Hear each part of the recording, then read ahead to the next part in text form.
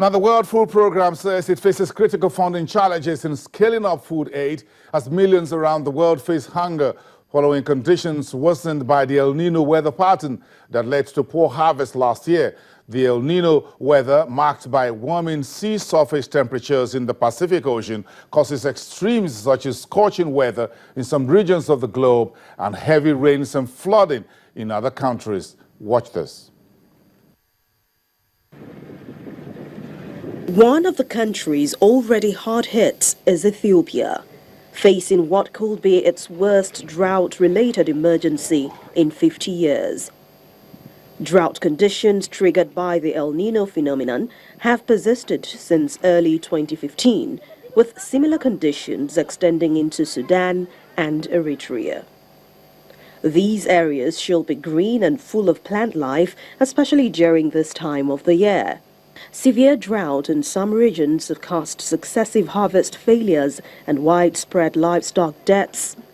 Acute malnutrition has risen sharply, and 1/4 of Ethiopia's districts are now officially classified as facing a nutrition crisis.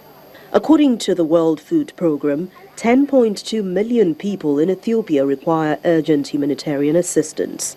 The current El Nino event has started in March 2015.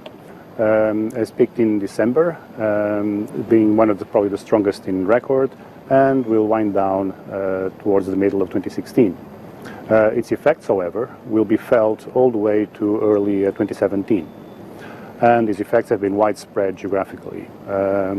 El Nino has caused impacts on the growing seasons of Central America and Haiti, Ethiopia, where it registered one of the driest seasons in the past 50 years, all the way to Indonesia and Papua New Guinea, which again has also suffered one of the major droughts on record.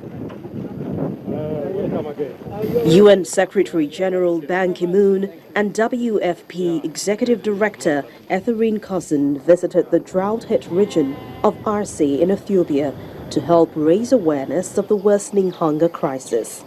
Aid agencies say the number of people needing support in Ethiopia could rise to 15 million by early 2016, with 350,000 children expected to require treatment for acute malnutrition. This is a different Ethiopia than 1984, but we need an international community that recognizes we don't need to wait until babies are starving. Meanwhile, in Haiti, the country is entering its third year of drought, which has been worsened by El Nino, whose effects will continue to be felt through this year and beyond.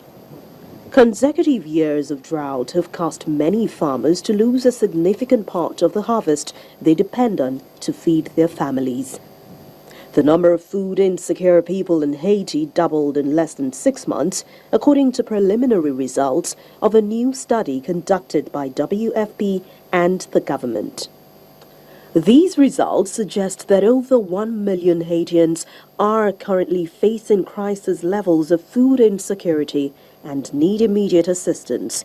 In some areas, more than 70% of the population is facing hunger.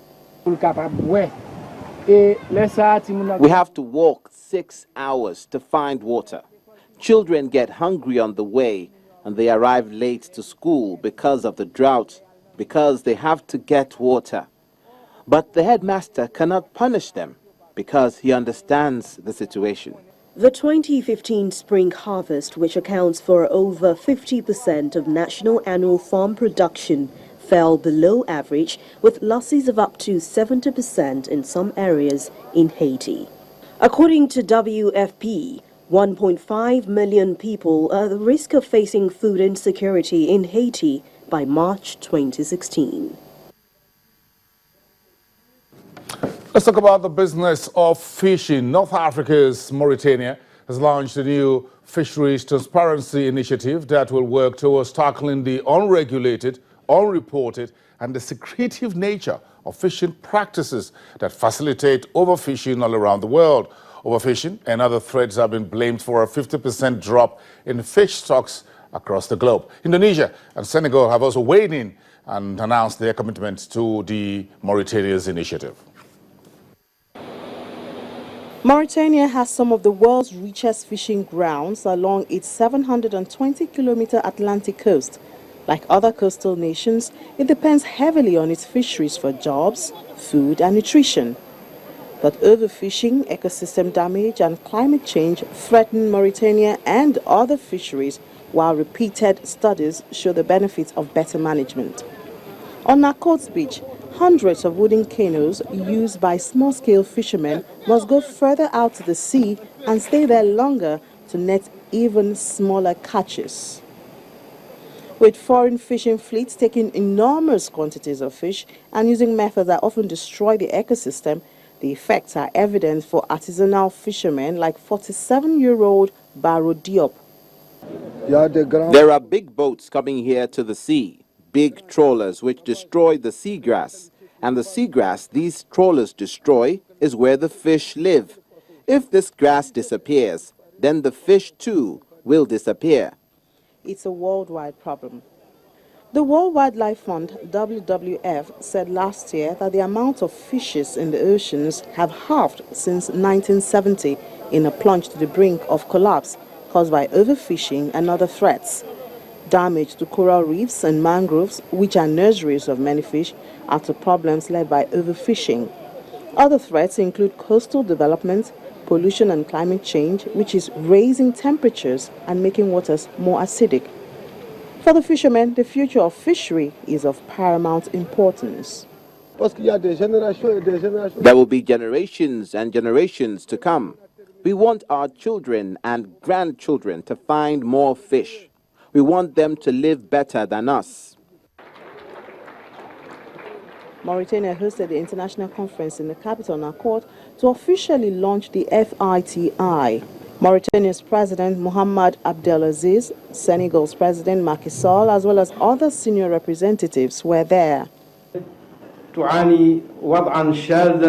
Good governance constitutes an unavoidable route for Africa to exit the blatant paradox of being a continent rich in resources while numerous citizens suffer a precarious existence.